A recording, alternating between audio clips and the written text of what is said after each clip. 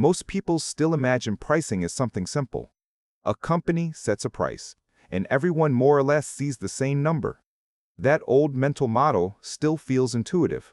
That mental picture is getting outdated. In more and more parts of the economy, the price is no longer just the price. It is becoming a decision output. It is a calculation, and increasingly, that calculation is shaped by algorithms. This means the same item, the same service, or the same seat can carry different prices depending on who you are, what data exists about you, and how the system reads your behavior. That is the world of algorithmic pricing. It is more common than many people realize, and in some forms, it becomes surveillance pricing. That is where the topic gets more unsettling. The FTC said in 2025 that initial staff findings showed retailers frequently use people's personal information to set targeted, tailored prices for goods and services. That makes this much more than a theoretical concern. The agency listed signals ranging from location and demographics down to mouse movements on a web page. That is an incredible sentence when you stop and think about it. Tiny digital behavior can now influence economic outcomes. It means the market is not only reacting to supply and demand, it may also be reacting to you personally. This is not just a tech story. It reaches into ordinary consumer life. It is a money system story, a power story, and in many cases a quiet status story. It changes who gets what deal. Because when companies can price with more precision, they can also sort people with more precision. Precision can become a form of control, and when people are sorted more precisely, equal shopping starts becoming less equal. The same marketplace stops feeling shared. To be fair, pricing has never been perfectly identical for everyone. Markets have always contained some variation. Coupons, loyalty programs, student discounts, senior discounts, and sales have always created some variation. Airlines have used dynamic pricing for years. Hotels do it too. Ride-sharing made surge pricing famous, so the idea of variable pricing is not new. What is changing is the infrastructure behind it. What is new is the scale, speed, and invisibility. Those three differences matter a lot. Now, massive amounts of personal and behavioral data can feed automated pricing decisions in real time. That changes the feeling of the market. It becomes harder to read the room. Instead of one public price, you may get a price built for your profile.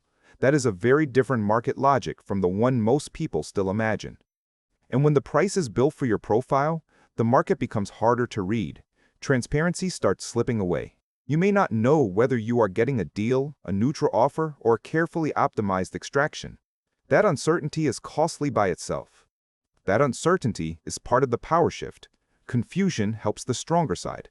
The seller sees the system. The buyer sees the final number. That is a major information gap. That is not a symmetrical relationship. This is where the channel angle comes in. Wealth layers is really about hidden systems. We often talk about wealth as money in your account, but that is only one layer. But wealth is also informational advantage. Knowing how the game works matters too. The more the system knows about you, and the less you know about the system, the more exposed you can become. That imbalance is where a lot of modern consumer power now lives. That exposure does not always mean you pay more. Sometimes algorithms may identify you as a good target for a discount.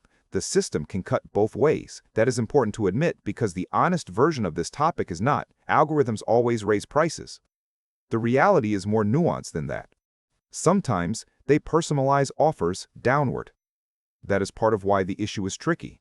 Sometimes they help companies clear inventory faster. They can create real efficiency.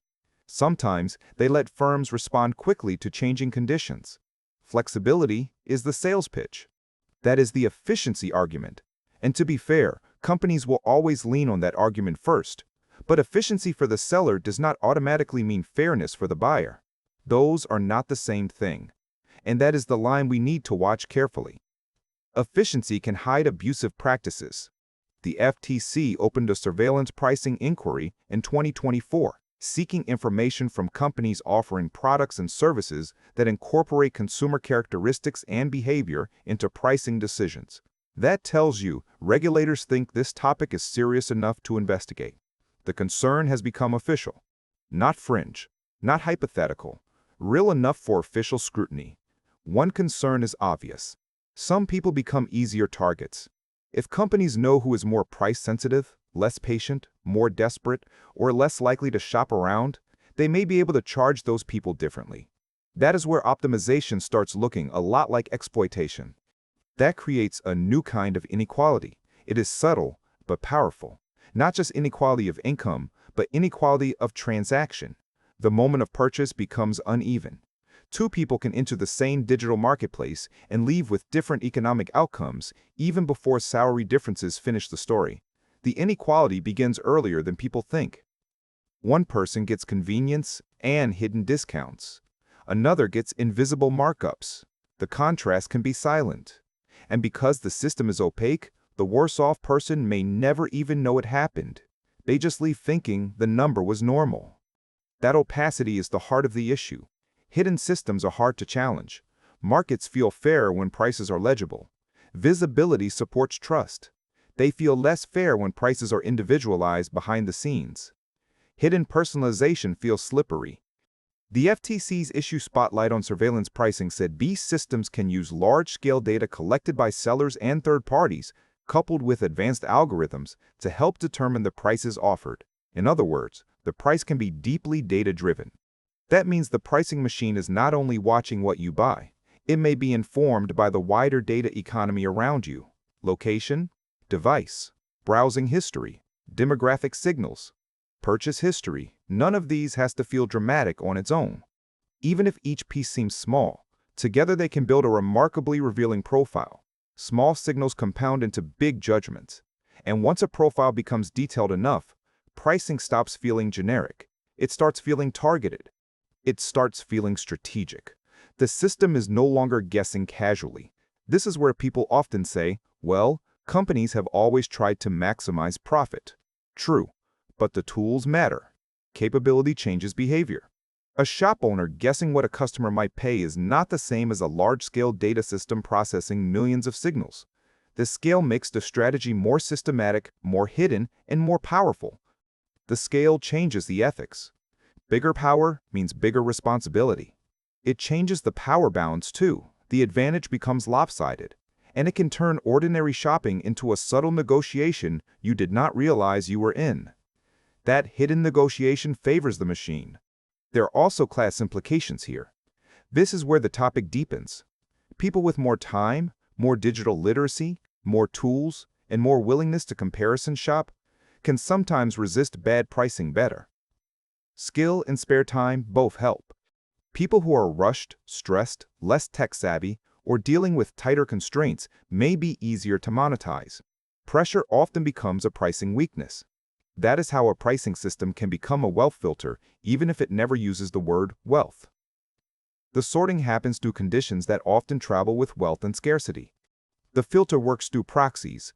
It does not need a direct wealth label. Urgency is a proxy. Desperation can be expensive. Time poverty is a proxy. Busy people often overpay faster. Low flexibility is a proxy. Limited options reduce leverage. Low bargaining power is a proxy. Weakness can be monetized quietly. All of those conditions can push a person toward worse pricing outcomes. And many people live inside several at once. And those conditions often overlap with class. That is why this topic matters. This is why the topic feels bigger than e-commerce. It is a model for how modern markets work. It is about what happens when markets become more personalized than the people inside them can see. The system becomes smarter than the shopper. It is also about trust. Trust is economic infrastructure too. If consumers start believing every price is secretly tailored against them, market trust erodes. And once trust erodes, the whole buying experience becomes mentally heavier. And low-trust markets change behavior. They make people defensive. People become more suspicious, more cynical, and more exhausted. The shopping experience gets mentally heavier. They may delay purchases, over-research, or feel tricked even when a price is fine. Suspicion becomes part of the shopping cost. That friction is not healthy either. A bad market does not just cost money. So, the goal is not to demand a fantasy world where every price is permanently fixed forever. That is not the real point. The goal is to ask what kind of pricing system preserves competition, legibility, and dignity. A modern market can be flexible without becoming predatory. Those three words matter. They are a useful test. Competition matters because consumers need real alternatives. Without alternatives, pricing power hardens. Legibility matters because people should be able to understand how the market is behaving. Hidden rules weaken trust. Dignity matters because people should not feel hunted by invisible optimization. Consumers are not prey. Now, let's get practical. Understanding the system is useful only if it changes behavior a little.